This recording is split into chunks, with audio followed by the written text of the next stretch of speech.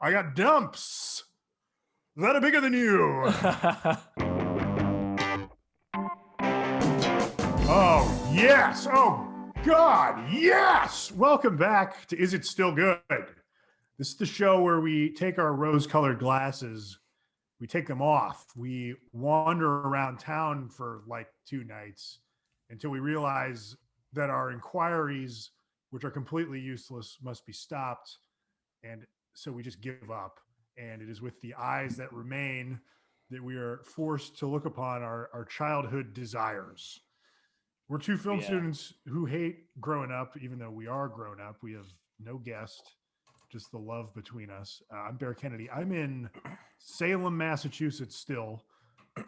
You're there for what, like a month, right? Yeah, like 5 weeks. I'm doing it just to fuck with your perception of what time it is here. Yeah, because it's pitch black. It's working out. But it was pitch black probably at 5 o'clock. Yeah, it gets and now it's 9. Quickly. Yeah. And I'm Andrew Carter in Los Angeles. It is where it's also dark. It is 6:18. But it went dark, over an hour ago. Hey, we hit the solstice. Nowhere to go but up. We do hit the solstice. Longer. I know. Yeah. That's the goal. We are here to discuss on our last edition of Christmas movies and Christmas cocktails. Also, our last episode of 2020. Yes. Thank the fuck Christ that this year is coming to a close. We are here to discuss the ultimate Christmas movie for adults, in my opinion. Eyes wide shut. Bear, what are you drinking, if anything? I've got a bunch of beer from Treehouse Brewery, which is way out in the middle of nowhere. It's in rural Massachusetts. They do not distribute. So you have to go there to get the beer. I've been told by everyone who lives in the general area of Boston, like Treehouse is fucking amazing. Where is it in Massachusetts? It is in Sturbridge, which is like way Western Mass. Is it anywhere near? Is it more west than Hadley? I have no idea. I know it's or where. It's west of Worcester. Oh, that's west. Yeah, so it's a good haul to get out there, and I wanted to believe that everyone from Boston has horrible taste, and they don't. And that is not the case. This beer is fucking great. Everything I've had from them. Ridiculous. I'm so angry about it because I just wanted it to be overblown. It's awesome. We went out this week and bought 60 beers from there. You have to minimum buy a case, and you got to. How many beers is a case? 24. So we got 2 cases, and I think probably 12 or so on the side. A couple six packs, yeah. Yeah. So I just cracked. I've got they're all like variety packs. So I'm drinking Abstraction right now, which is a robust porter. So perfect for a cold evening. But yeah, Treehouse is the fucking dick. It's awesome. That sounds great. Mm-hmm. I'm proud of you. I'm proud of you. I'm happy for you. So for you, I've got Christopher Walken in Envy, the trailer. Yeah. Which I never saw that movie, but I heard. No, I just know that line because it's perfect. I know. I only know that line too, and it's great. But apparently, I remember when that movie came out, I remember reading an article. They tried to kill the release because apparently Ben Stiller hated it and was like, this movie can't come out. Like, it can't, and no one saw it. Yeah, there's no way it's good. No. I mean, it looked terrible. But anyway, I'm drinking pickle juice and whiskey. Oh, that's good. Yeah. I guess it's a pickleback surfer. It just needs lime. I didn't have any lime, so I just was like, fuck it. That is a full glass. So like, what proportions are we talking about? It's mostly pickle juice, but there's a good amount of whiskey in there. And it's homemade pickle. It's a homemade pickle brine. Oh, that's perfect. That's a great call to use that. And I made it like over a month ago, I think, or maybe about a month ago. And I have like probably 5 pickles left in it. I had a ton of pickles in there, like 100. Yeah. And there's, I just used I just used them. There's only a few left. So I figured like, I don't want to just throw this brine away. Might as well use it for a beverage. That's a good use. The other thing you can do that we've been doing is you can use it to fry chicken. So you can hit the chicken in the brine and then breadcrumbs and then like throw it in the air fryer. Wow. Apparently that's like the secret of Chick-fil-A, which is a restaurant I definitely do not endorse eating at. But if you do the chicken that way, it comes out fucking excellent. Okay. So I usually marinate my chicken in homemade buttermilk, which is just milk and Yeah. and white vinegar, and then some hot sauce, and it becomes pretty juicy. But I'm gonna try that pickle, You could the pickle marinade. I mean, you could use the pickle brine in place of the vinegar if you wanted to keep the milk component. I've never done that, but just the brine on its own is wonderful. Okay, An excellent use for that. Yeah, it's good to know. And what else is good to know is that we both watched Eyes Wide Shut. First question for you, Bear. When was the first time you saw this movie? I watched this movie for the first time when I was like probably 12 years old. What? Yeah, it was on when I moved to Chicago. Like I'd had a TV. It was like a big deal to have a TV in your room, I guess, when I was a kid. So I had a TV in my room for a little bit. I never had one. Yeah, I had it. That's huge. From like maybe age 9 or so, just a little one. Moved to Chicago, and my room had a cable hookup. Oh, so I got a cable box in my room, which was on the highest, like the fourth floor of like a four flat house where I used to live. So I like the entire attic to myself. Had the cable box. My parents put a V chip on the cable box, which is like an analog device that'll just filter out whatever frequency of channel you want, so you can block channels. And they only filtered out HBO, and they left me with Cinemax and Showtime. So from age 12 till they moved out, I was treated to plenty of softcore porn videos coming through late night Cinemax. Are those even made anymore? I don't know if they are. It used to be like clockwork, 10:30 like Central Time. They would start rolling. I'm pretty sure HBO got rid of their softcore porn. And I think how you're right. I know Actually, that is because I think I saw an article that was like HBO is discontinuing yes. their late night options or whatever. I texted a couple of my friends who were on the same boat as me and well versed in softcore porn. That's really where I cut my teeth jerking off as a kid. Was like Passion Cove and shit. But Passion Cove. Yeah, Passion Cove was pretty real. So I know, like, my parents thought that they had V-chipped all the shit, but I definitely had Cinemax, and I definitely watched this movie for the first time just for the nudity. And I probably the opening did it shot with the sound off, like listening to hear if anyone was coming up the stairs. Oh yeah, you have to. Yeah, so I remember knowing about this movie. Obviously, it was like kind of like a big deal. That summer of like 1999 when it came out, it was like, oh, there's so much sex and nudity in this movie. Yeah, I was like 10 and I remember seeing commercials for it. You just knew about it. And then so I was like anticipating, like, oh, I'm gonna watch this. It's gonna be so good. And I remember, like, I was watching for the first time, so I didn't know where the nudity was.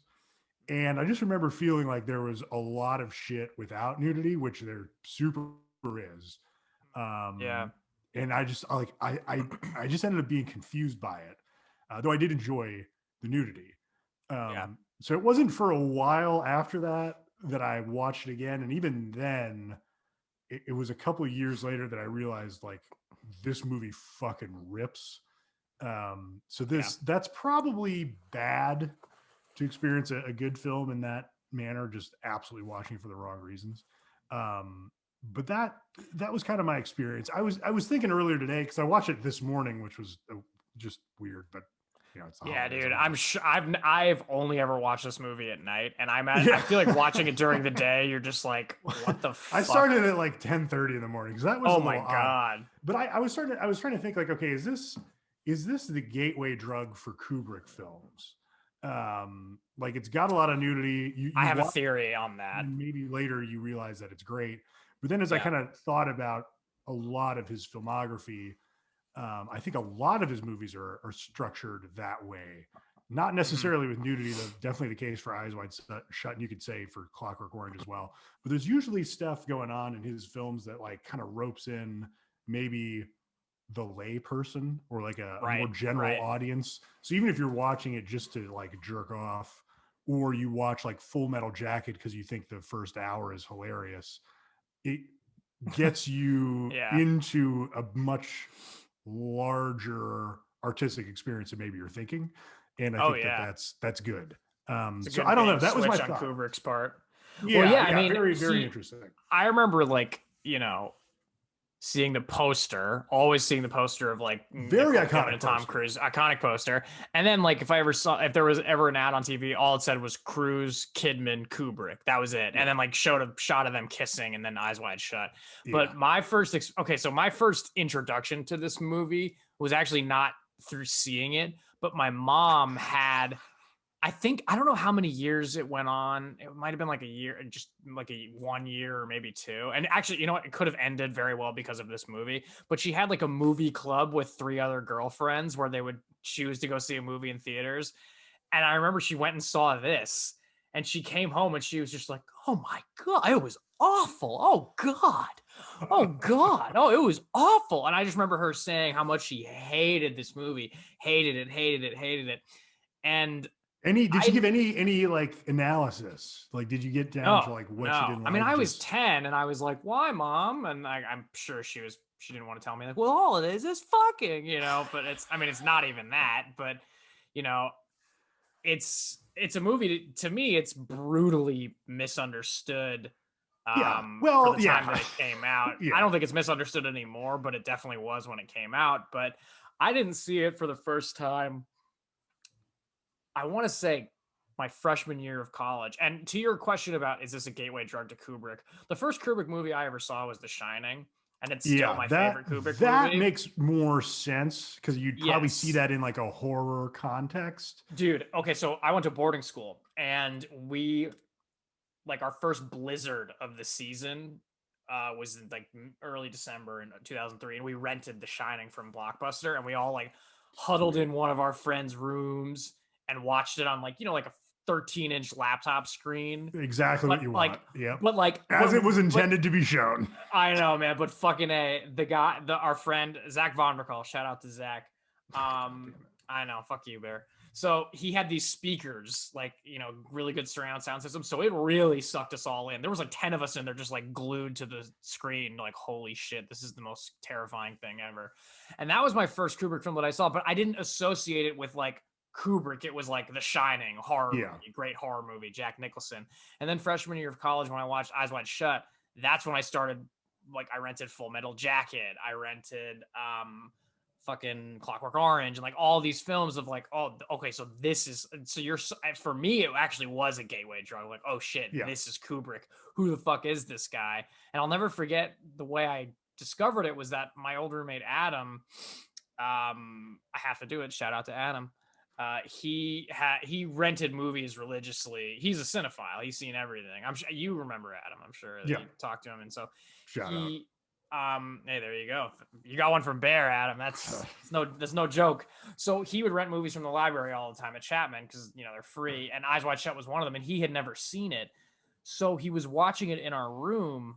And I remember I would come back, and like he was so religious with his film watching, like he couldn't miss a frame. So he would close the blinds and watch. And anytime one of us like walked in, he would pause it right away and talk to us or whatever. And then he'd either like we'd leave and then he'd keep watching, or if we were still there, he'd be like, "Oh, you mind if I keep watching?" And what he would do is he'd rewind it a couple frames or like a couple seconds so he wouldn't miss anything. That's interesting. He started doing that because, as we know, Disney Plus has now perfected that technique. Yes, thanks to Michael Blandis. So he was watching it, and I was like, "This looks really interesting. I've actually never seen this movie." And then we watched it, or then I watched it after him, and I was like, that movie fucking blew my mind. And we were talking about like what we think it's about, and I'll never forget. He was like, and I still think this is what it's about. He was like, I think it's sex is dangerous. Sex is dangerous. And he kept saying that over and over again. And every time I've watched the movie since, which has been like 5 times, I own it on Blu-ray. It's honestly, watching it now, I'm just reminded how much I really love this movie. It's probably one of my favorites of all time. Like it's probably in my top 20. It is so intoxicating. It is so hypnotic. I put it on, and I put it on like 8:30 last night, and I watched the whole thing. Like I figured like I'm gonna be tired and fall asleep or whatever, but it just sucked me in. And so I think I've seen it probably like 5, maybe 6 times. And every time I watch it, I hear Adam's voice, like, sex is dangerous. And he's right. And this was actually the first time. So during the scene where they're smoking weed, it looks so Just relaxing. they are smoking the loudest loud. That is I the know. like The just most aggressive pot. on that gas. It is crazy funny Oh yeah, how stoned they get. calm down, Alice. This pot is making you aggressive, and so Ridiculous line. yeah, Ridiculous. it's an amazing line. And so last night when they were doing it, I was like, oh, you know what? I want to chill. I want to smoke some weed too. And so I got a little joint out and smoked like half of it. And then of course the whole big monologue thing happens, and I remember just being like, oh fuck, like it's just because like it's so stressful. Like Yeah. even if you're just a viewer, and so Zoe's in Canada right now because I don't know if we told you, but she got her green card interview, which is dope. great. So she has to be there for a while to quarantine properly and everything, and get a proper health exam and everything. She did also get her vaccine, her first vaccine, That's which is great news. Holy shit. Yeah, I know, it's amazing. But so I was telling her like I'm gonna be watching that, and she was like, by yourself? And I was like, well, yeah, who else am I going to watch it with? Because she and I, when we first started dating, that was one of the first movies that we watched together. And she was like, God, that was great. But we were both just, like, holy shit. That's a strong opening play to like watch an erotic thriller. Dude, the first movie one of the first movies we watched together was Boogie Nights, right? And we watched, so the first New Year's we spent together, New Year's Eve 2016 into 2017. And Boogie Nights is definitely a New Year's movie. It kind of is actually, yeah, Absolutely, because yes. Little Bill. So we were watching it in my apartment, and then we went out to get dinner or something, and then we came back and maybe had a couple drinks and went to bed. And then the next day, so we watched half of Boogie Nights, the first half of it, right after that scene where he shoots himself was when we stopped it. That's a good place to stop. That's when things stop being fun. Right. And it's the 80s. And so but the next day I went to Israel for 10 days, and I was like, Zoe, here, finish them, like, take my Blu-ray, finish the movie while I'm gone. Like, you definitely should. She's like, oh, I definitely will. And then she did. And she texted me like, why didn't you tell me how fucking dark this movie gets? Like, because the as you said, the second half of it is just like really dark and fucked up. It's still great, but it's just not as much. It's not as much, I guess, fun as the first half. Yeah. But yeah, we watched Eyes Wide Shut pretty early on in our relationship, and it set the tone for us going to mask parties. And no, I'm kidding, but it I don't know, man. Like every time I watch this movie, I know we just watched it or whatever. I feel like, I could watch this movie again right now. I agree. I really like this movie. Yeah. And I am somewhat embarrassed that I, came upon it the first time as jack and fodder. Because I seriously had like a moment. But you were 12. I mean, I was like, it just took a while. Like I remember watching it. I don't remember when it was, but I remember watching it and watching it all the way through, getting to the final Sidney Pollack scene in the billiard room and having it like click, like, oh, this movie is really awesome. Like this is some dark. Yeah. How good is he in that movie? He is perfect. Adam and I still quote the line, she got her brains fucked out. Yeah, that's great. nothing happened to her that hadn't happened to her before. She got her brains fucked out. Life goes on. You know why we quote that is because when I first I hadn't seen the movie, but when I walked in and saw Adam watching it, that was the line that I walked in on. Yeah, and I was just like, "What the fuck is this?" I mean, it's very long. It's could be considered boring and artistic, and that is my taste to a T. It's fucking awesome. Yeah, I love it. I don't think it's boring for a second. I don't think it's too long. I think there's some stuff that's a little long. I mean, I think as I've watched it a bunch, I think I kind of forget that there are some scenes that go on for a while, and the orgy stuff isn't nearly as good as you think it's going to be, but it's still pretty good. You know what? I don't disagree with that. If there was any section to trim, yes, it would probably be that section for me personally. The framing and all the weird costumes and everything during the ritual and the fucking Inquisition is so awesome. It is wild. Yeah. It is so weird. Yeah. I love it. I never get tired of that stuff. But the beginning for me, it goes a little long. The beginning of the orgy scene. The beginning of the orgy scene and then the beginning of the film, I think, is a little too long. Oh, okay. The beginning of the film. I really like the Christmas party scene. I like it. I also love how intensely Tom Cruise shakes Nick Nightingale's hand. Just classic psychopath Tom Cruise. I like that. I like how shitty of a doctor he is. Like his ability to do doctoring is basically just saying someone's name. Right. Mandy. Which is I also love how much of a heel Sidney Pollack is and how it just comes back like it you know, like they double down on that by the end of the movie. Oh yeah. Like, oh, this guy's a fucking shit. Like this guy's a bastard. Yeah. So that's all good. And like, I don't know, it's a really interesting combination of stuff that I like from Kubrick. Like there's a lot of Shining type setups and camera motion through hallways and shit like that I think is really good. Such a similar aesthetic. Yeah. And another thing that's interesting that I thought of when I was watching it, you know, it feels like any other filmmaker comes up with this idea, it won't get made. But not only does it get made with Kubrick, it's like he can not only can he make his movie, he can get whoever he wants. Like that's probably, I don't think Tom Cruise and Nicole Kidman were like, oh, we want to tell this story. They were like, we want to work with Stanley Kubrick. Yeah. Yeah. And we want to have him ruin our marriage for us. I mean, yeah, they got divorced like right after. And they worked on this thing for 3 years. Yeah. He started shooting it just abused him until they called it quits. So that's and then he died 3 months before it came out. For anybody listening, this was Kubrick's last movie. If you don't know that, and he passed away in March of 1999. It came out in July of 1999. Yeah. I believe he did see it, like the finished cut. I think it was done by the time he died. I don't think there is some debate. There is some debate as to whether this would have been the finished version. There's certainly debate on the CGI kind of extras they added in to dampen the rating down to an R. And I've seen the unrated version of this, and I'll be honest, I don't see the difference. I watched it on Hulu. I don't even know if I've seen, because I have the Blu-ray's got to be the NC-17 or whatever the fuck. Yeah. I don't know. Either way, there's a part of me that watches it that I'm like, how the fuck did they get away with an R? But then there's also a part of me that's like, well, there's almost no dick. There's like only some vag, and it's like mostly just merkin. And it's mostly like the pubic hair, but then I mean, like but the sex positions, that's the stuff that you're like, Jesus Christ. Yeah, dude 69ing with the masks on is absolutely hilarious. It's amazing. Yeah, good stuff. But I don't know. It's interesting. Like this is the cut that he showed Tom Cruise and Nicole Kidman to get them to sign the nudity waiver on.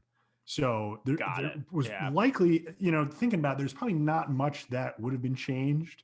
Mm-hmm. There is one really brutal cut in Domino's apartment when he goes back to talk to the roommate.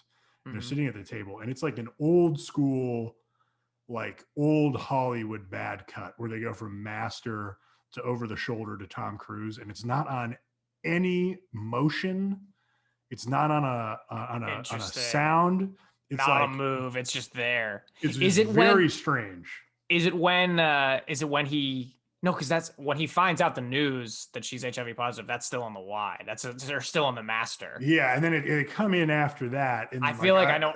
Yeah, I remember. It's not great, and I was weird. Like, there's enough reactions on the girl where I think they could have hit her and then come into him. Right. But that to me seemed like a strange enough cut that, like, all right, maybe if he was tinkering for like those extra 3 months that he was alive, that might have gotten softened out a little. It's funny, when I first saw this movie, that was the part that really stuck out to me as the most shocking, the most disturbing part of just like, holy shit, he almost got AIDS. He almost got HIV. Like he could have just gotten it.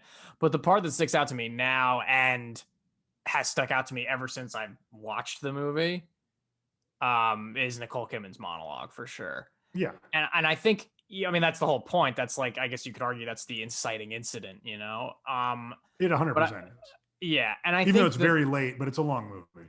Right, it is. But I think that, I was thinking about it today.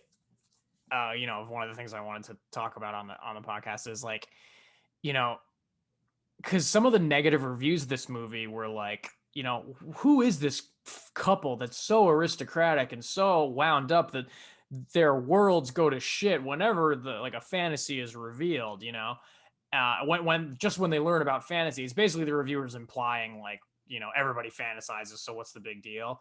But the detail with which Nicole Kidman goes into and the brutal honesty of not just like, oh, I saw this person and wanted to fuck him but didn't. It was like, I saw this person and I would have had sex with him and I would have left you, I would have left our daughter, I would have given up everything for this guy for even one night. It's basically like a fuck you. Oh yeah. It's more than I had this fantasy and I'm coming clean. It was a fuck you to, and I love the question that she asked before, like, oh, so men just want to talk to me because they want to fuck me. Is that what you're saying or whatever? But and obviously she gets really mad or whatever, but like that is an insane confession. Yeah. Oh, absolutely. Yeah. But yeah, you're right. Like that. Right. One of the couple themes, like he has not considered female sexuality, right? Which seems that you would have to get to an age. He's a little old to have not considered that, right? But essentially, that's what sets him on this weird odyssey. Is that the amount of control and the power dynamics that he's internalized. He is for the first time having to deal with the fact that he's wrong. Right. And it's flipped because he says to her, like, I don't have to worry about you. Women don't think that way. And she's like, oh, you want to bet? Yeah. It's like, dude, are you fucking kidding me? Yeah. First of all, sorry, go ahead. Yeah. I just love that idea is expanded upon. Like his whole worldview gets fucking crushed for the next 2 hours. Exactly. And that's kind of why it's more his movie than Nicole Kidman's, which definitely is. I had forgotten a little bit about that as I was watching it this time. I was like, oh, wow, this is really Cruise's movie. It is. He's on screen nearly the entire time. She's great when she's on, but she's fantastic. He's a person everything's happened to, even though he's not really driving the plot. But I would happen to him. Right. I would argue that Nicole Kidman's the bigger character, and her presence is felt throughout, and the bigger character because of what she says and because of what she represents, which is the naivete of men thinking that they're the ones that have the power and that they're the ones that, are quote unquote the ones that you gotta worry. You don't have to worry about. Yeah. It's basically like the equivalent of a guy saying like, well, I don't have to, my wife is never going to leave me. She's never going to cheat on me, whatever. It's like, well, like that could fucking happen. And Nicole Kidman basically says like, I don't even know if she says like it almost did, but she's basically she pretty much says that. Yeah. I mean, and then she's like, when I woke up or when I couldn't sleep, I didn't know if I was worried that he was gone or if he was still there. That is the biggest mind fuck of the whole movie. Yeah, that's harsh. Oh my God. Yeah, I love that Tom Cruise then spends the entire movie not being able to get laid. Which is just hilarious. Everything's a failure. Yeah, everything's a failure. Both sexes too. Even Alan Cumming can't interest him in anything. Yeah, it's true. Yeah, every encounter is a little bit sexual, and everyone doesn't pay off with Tom Cruise busting a nut. So I love that. The other thing, like that criticism you just levied against the movie, which I read a little bit as well, where people were picking up on like, who are these aristocratic people? I think the other big theme of the film is that these are not aristocratic people. Right. These are people that are at the very edge of aristocratic society and do not realize it. They go to the first party. He doesn't know anyone there except for the help. He has this. This weird, the host, creepy, but yes, the host. But the host views him the same way he views the OD'd girl or the piano player. This is a guy I have to call every once in a while. When I need something. Exactly. So when he gets a glimpse into their society, they essentially show him what real power looks like. It's kind of trolling his desire for social mobility. Because at the end, that the pool table scene is basically him telling you, I don't have to kill you. Like, I'm more powerful than needing to just murder you. Like, do you understand what you're dealing with? Right. And I that's could a have. real, and I could do it anytime. Like, that's the real thing. Like, you're so on the outside of this. Enjoy your one fucking glimpse at the real levers of power, because you're never getting back there. And so that's interesting that played as like a negative, when that's really kind of the secondary theme of the whole film. There are people who are probably huge sickos, who are very powerful, can do whatever the fuck they want. You can't stop them. You can't be them. You're better off not getting on their bad side. Who do you think was at that party when Sidney Jeffrey Pollack Epstein, says, Bill Clinton. Yeah. Okay. All right. Rudy Giuliani. Well, but he says it in such a way that's like, if I told you who was there, you wouldn't be able to sleep or something. Yeah. But that's my like, those at that time. I don't think Clinton and Giuliani were like, for whatever reason, I just thought like mob bosses, gangsters. I thought the opposite. I would think the head of every bank, CEOs, people that you in polite society are looking up to, whether you want to or not, and you assume that these upper class people have some kind of similar moral code as you, and the reality is they don't. They super don't. I don't think the movie outright comes out and says this, except for the second Lily Sobieski scene, but basically they can do whatever they want, up to and including just fucking kids.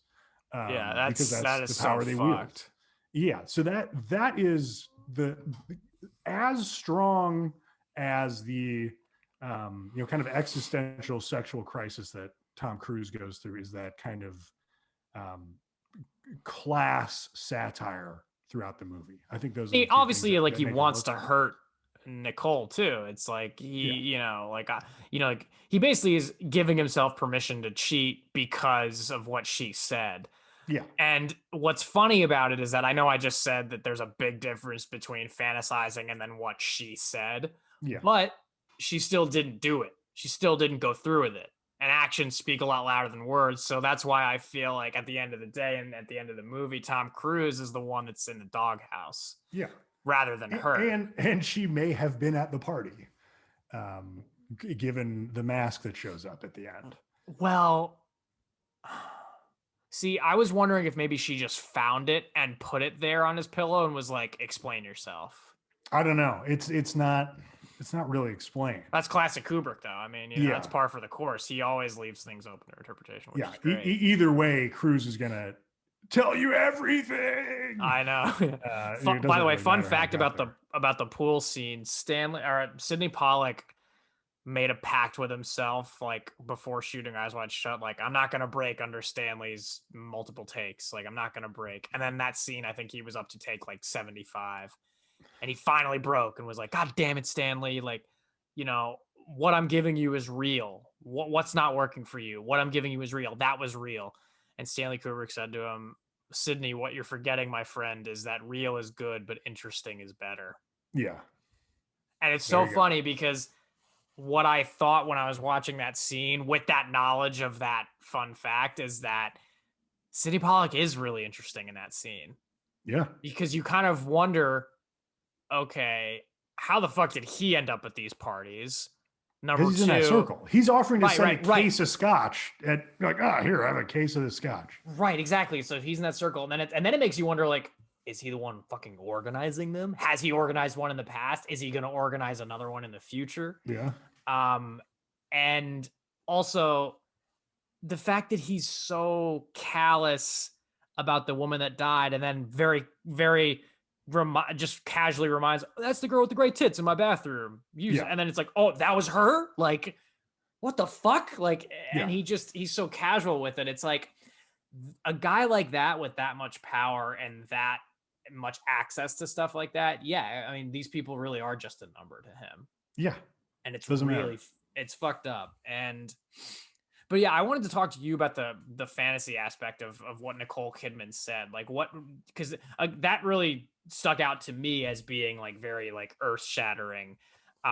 What did you think about that monologue? And do you think that there's a difference between what she said versus like casual fantasies that we all have? And also, do you think that Nicole Kidman is a representation of like, not only women having fantasies, but women being like, fuck you, don't tell me that I can't have fantasies? Yeah, it's kind of both. I mean, I don't think it's that. I don't think it's that weird that she had that exact fantasy. It's a little outside the norm to talk about it or That's true. to confront your husband with it. That's So true. that is Yeah. what's odd. I don't think that's that out there. I think the real problem that Tom Cruise has faced was that he's never considered the other side of this. That's what it is. So Yeah. He's and never so to considered the like other side. to confront it so head on is very hard for him. Yeah. Because it's just completely And the new information. explicit detail that she went into, not about the sex stuff, but the detail of like this is what I would give up to just have one night with that guy. Basically reducing not only Tom Cruise, but their marriage and their family to nothing. Right. But he's looking in the mirror there too. I mean, he just Right. avoided a threesome at the party by the Right. basically by luck. Yeah. He goes out to, I don't know, maybe pick up a hooker, maybe not, but ends up doing it with relative ease. And you know what's interesting Goes about to an that? orgy. She comes on to him the whole time. Right. And what's really interesting about the hooker scene juxtaposed with the scene where he almost has a threesome at the Christmas party in the beginning, his reaction is exactly the same. Yeah. And in one scene, he doesn't have this knowledge of what Nicole Kidman tells him, and in the other, he does. And yet his reaction is exactly the same.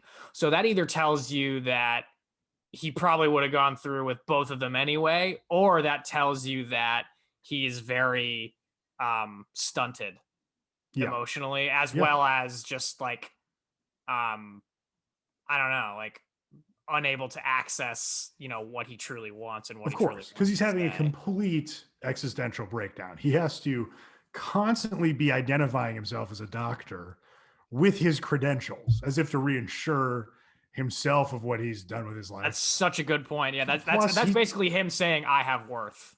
Yeah, like, oh, I've done something. Plus, he spends most of the dialogue repeating stuff other people have said, as if he's not quite sure that he should be there. It has a weird dream quality, especially because it's also not as weird as The Grinch, but in the same vein, you can tell that this is all sound stages. So it does have a weird, definitely dreamlike effect, and he's responding in this detached way, but he's blasted out of his sense of self, and he's trying to figure that out. And I love the script in this movie because of how little is said.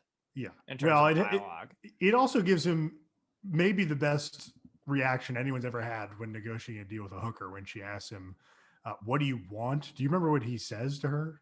What do you recommend? What do you recommend? That's amazing. Yeah. And even she's like, what do I recommend? It's like and then she says, how about 150? I was like, geez, that's reasonable. Like, well, now certainly you gotta go for sure, inflation. Yeah. But like, that's a good point. That was 20 years ago. But yeah, let's talk about the Christmas aspect a little bit, because it's everywhere. It is everywhere in this movie. The Christmas lights, Christmas trees, Christmas billion like trees. Stars of. I feel like there were Christmas stars of David at the Sidney Pollock's party in the beginning. You could be right. I don't stars, know. But either way, which was a weird melding of faiths and cultures and everything. But either way, it's definitely a Christmas movie. And one of the things that I read was that there's like a tawdriness to Christmas lights that make you feel like you're in some type of weird fantasy that just, in general, but that using that in this movie to have that type of lighting just makes that feeling permeate throughout this movie, that you're witnessing some weird fucking, nightmarish, noirish fantasy or whatever. And it's very strange. And it actually was quoted. Someone was quoted as saying that this is the ultimate Christmas movie for adults. Oh, it's a great Christmas movie. And it's never really, there's not a ton of the same kind of stuff you see in Christmas films, other than they do go gift shopping at the end. But You've got a great juxtaposition throughout of Christmas imagery, Christmas setting, all that shit. And in the montage when Cruz is checking on patients, he says to that little kid, like, "You excited for Christmas?" So Yeah, there's that. exactly. It's like that's Yeah. just around the time of year. Yeah, You know, so it's weird. clear. It creates this vibe of like, okay, Christmas is this deal. Everyone's happy, whatever. It's the holidays. You got to buy shit. There's this gloss of consumerism and decorations. But really, where is that all going? You buy all this shit. Where does that money go? Well, it goes to rich people who then have orgies where they can threaten to kill you. Exactly. Like it is peeling back a little bit the consumerist nature of Christmas. Not beating over the head with it, but I think that's fucking awesome. There's a lot of weird class texture in this movie, and I love it. Oh yeah, 100%. And on top of it, there's a lot of mystery too surrounding like what your money goes to. Also, it's like Cruz is walking around paying everybody. How much fucking cash does this guy have on him? Loves carrying cash. Yeah, loves carrying cash. Yeah, loves it so much. Yeah. And I think his whole interaction with Nick Nightingale, it kind of makes you wonder if Nick Nightingale was ever told, like, don't you ever tell anybody, because he essentially gets killed. Like, I know that Sidney Pollack he's fine. Like, I think they find out he fucked up and they dispose of him. That's what almost where I was, you expect to have that pay off, even though it doesn't. Right. It just makes it creepier that you don't know for sure. Oh yeah, it's fucking crazy. But yeah, I mean, the funny thing about this movie is that, just judging by the subject matter, you'd think that it would cause tension in relationships if you watch it with your significant other. So actually, let me ask, did you watch it with Jackie or did you watch it solo? She knows enough that when I'm queuing up something that's deep into the 2-hour mark, and this is 2:39 or something like that. Yeah, she doesn't have the same appreciation for stuff that maybe some people would consider to be like artsy movies. So I haven't told her, like, look, this is a great movie. I think you're gonna fucking hate it. Up to you if you want to watch. She's like, no, thank you. Yeah. So no, this was not on the docket. I know that they've played at the music box. I think they maybe even had it in 70 millimeters. So if that happens, maybe I'll convince her. But other than that, I don't see it happening. I'd love to see this on film. But so the reason I bring that up is that, like, when Zoe and I watched it, it didn't really bring up any tension or anything. Obviously that was like early in our relationship too, but like, the reason I bring that up is because I don't really think on paper it can feel that way, that it could cause tension or whatever, but I don't know. I think that, first of all, if you're in a healthy enough relationship, you can see things, movies about marital spats, whatever you want to call them, and have honest, healthy conversations about it. And all it really is supposed to do is create a dialogue, but I think that the scene where, she reveals all that to him and they have that, it definitely is like terrifying, especially that they're high. Like, because they're supposed to smoke some weed to get, like, to chill out and relax and everything. And like, I've been there with Zoe where, like, we've smoked a little bit and then, like, we just start having like a really real conversation and then, like, we have like a bit of an argument or whatever and it's like, oh fuck, now our high's destroyed. But I think that the thing that's interesting about this movie is that at the end of it, he says, Tom Cruise says forever, and Nicole Kidman still says, that word scares me, but we definitely have to fuck.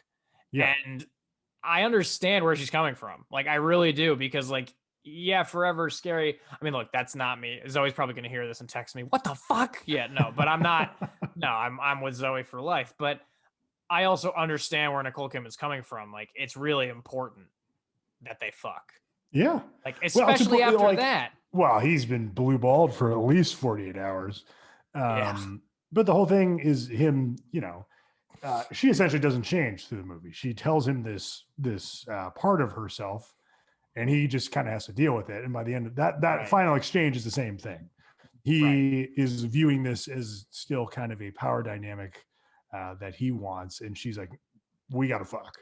And then that is an all-time awesome final cut. It's the best line, credits. best It's ending very line good. of a movie maybe ever. But let me ask you this question. So he's trying to say that the power dynamic, he's trying to like overcome it. And she said, what do you think her saying we have to fuck is actually saying? He wants the stability of having a marriage. He wants all the stereotypical things that a housewife would want.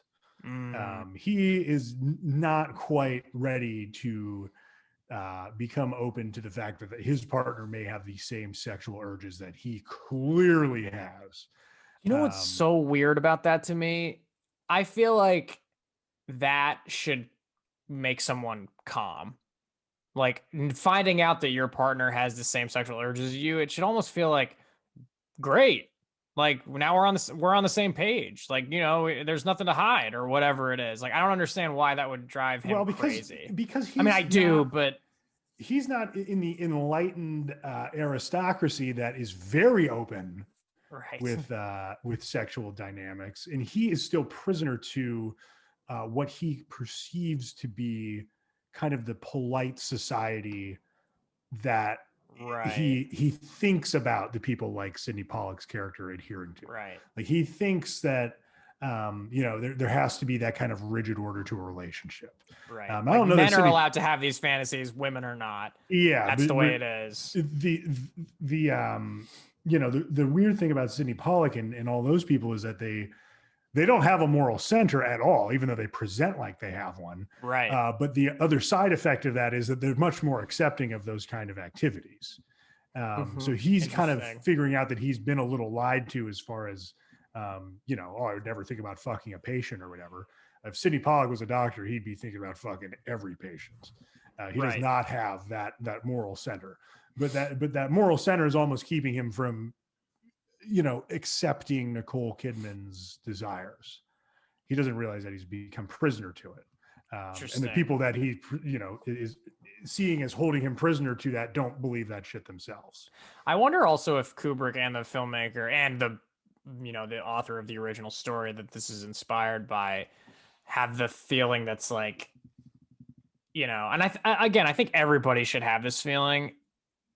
And I think that's what makes this movie such an interesting one to debate about, is because we all obviously know like actions speak louder than words, and there's a big difference between a thought and an action, or a fantasy and actually following through on it. But at the same time, if your partner revealed to you in that excruciating detail what Nicole Kidman reveals to Tom Cruise, I wonder what you would do too. I think that's why this movie works really well and creates this conundrum. I think the correct answer is you buy a naval officer's uniform and go full role. Yeah. I mean, I think that's the cool thing to do. Because he essentially internalizes that as if she did it, because he sees her doing it. Right. Every time he's in a fucking car, he can't stop thinking about it. Right. So he's acting as if she's done it, even though she has not done it. Right. So clearly he's not cool enough with that. It's a really good point. To think about that. Yeah. But the other thing, answer too. It's very funny. The other thing that just like this destroyed me. I watched this line reading like maybe 5 times. I had to keep running it back. When he bumps into those kids who call him gay. Oh yeah. You know what I'm talking about? He runs into like a bunch of thugs. They call him a bunch of dirty words because they think he's gay. And like towards the end of that interaction, there's a guy who says like this, "I got dumps that are bigger than you." There's like a breath between dumps, and it's fucking hilarious. I missed that. I remember that. There's like a that period. Interaction's hilarious, but I didn't remember that like fucking. I didn't remember cadence. Either. It made me laugh so fucking hard. I got dumps that are bigger than you. I think some things are just not for them, but this is objectively a good film. Well, you could. I try not to use the O word, but it's tough. I know, but tough to look at. It just depends what you like. It does. It's true. Obviously, Stanley Kubrick doesn't like actors. So if you are really into like performances and acting, you might not like his films, this one included. Yeah. But he does love interior lighting, costumes, and very dark themes. And those are all on display here in a big way. Yeah, this movie has those in spades. And yeah, he saw actors as puppets. Yeah, it's just not important.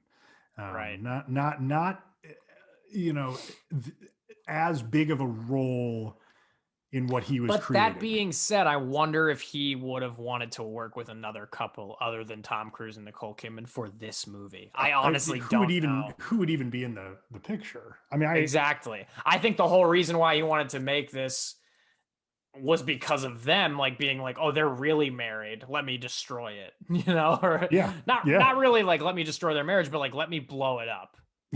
Like let me challenge them. And then of course they ended up getting divorced, but yeah, that's wild.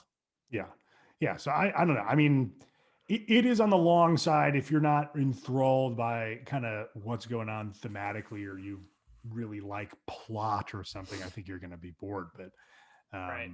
I love it. So I It's think amazing. it's a Christmas classic. It definitely is. Before we wrap up, I just want to see when did they actually separate? Like how soon was it 2000. after? I think it was 2000 as well. Yeah, let's see. While you're looking that Oh up, wow. yeah, was that right? On February 5th, 2001, the couple spokesperson announced their separation. Cruz filed for divorce 2 days later, and the marriage was dissolved in August of 2001, Yeah. with Cruz citing irreconcilable differences, aka she not being willing to convert to Scientology. Yeah, that's a factor. I That read sucks, man. I mean, like, look, they weren't supposed to be together clearly because she's been with Keith Urban now for like 15 years, but fucking A, man. Like, she's a great actor. she could have saved him. She could have saved Cruz I from don't know. Scientology. At He's least a I hope very so. weird guy. He's a very strange man who I do happen to like his movies, but he's very weird. I can't Me imagine too. what it'd be like to be married to him. Oh yeah. She's a great actress. She is super hot in this.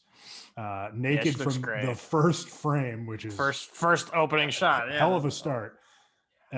She's a The only terrific actor too. Yeah. she's great. She's been great and recently. She's always been great. Like, it's I do insane. not love that Chris Isaac scene. I don't love that scene. It's weird. But I love it's that funny. song. I like that song. I like. I don't feel like. I don't know. I feel like I like that song. Ironically, Baby Did a Bad Thing. That I know what you scene mean. is completely tonally out of left field compared to the rest of the movie. I guess it's good because it's goofy because things get really dark and really creepy towards the end, and there's some levity there. But that. Well, yeah, I mean, she keeps glancing at the mirror, and she's not in it. Yeah. She's not. Because you know what else? She's probably thinking about that guy from the party. Oh yeah. Which the Hungarian. Goddamn. Yeah. In Ebert's review of this, he mentioned the editing in of some CGI shit to block some of the nudity in the orgy. He made a good point. He said, "Why would you do that? This is an exclusively adult themed movie. Right. Like, why would you make any part of this more appealing to less adult audiences? Like, you can't do that. Like, but studios hear NC-17 and they're like death sentence. No one's gonna see it. But it's not true. Like, it's especially not true for Kubrick because right. Clockwork Orange is one of 2 NC-17 movies to be nominated for Best Picture from the Academy. What's the other one? Midnight Cowboy. It's a great trivia question. But it's a good trivia question. The way that Ebert wrote it in his review, he said they blocked out some of the energetic rumpy pumpy. And every time I've closed my eyes today, that's what I've heard in my mind. You close your eyes and you hear rumpy pumpy, rumpy pumpy. I hate it. I hate that. It's really hilarious. Not into that. Oh man. I thought that was gross. Anyways, guys, that was our last episode of 2020. Eyes Wide Shut. Definitely still good. Still great. Still fucking almost perfect. Yeah. Obviously this was my pick to do it. Clearly I love it. I don't know.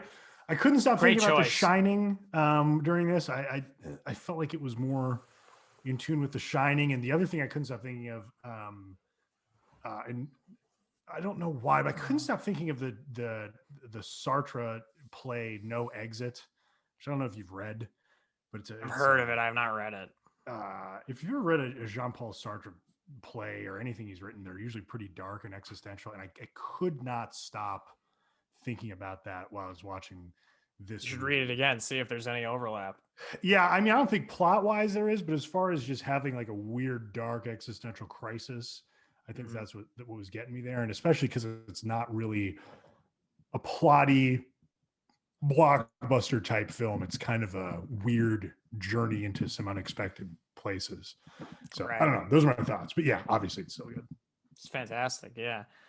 Give us a subscribe on Apple Podcasts. Follow us on Spotify. 5-star review on both if you can. You can follow us on Instagram at Still Good Show. Send us an email, stillgoodshow@gmail.com, and visit us on our website, stillgoodshow.com. Happy New Year.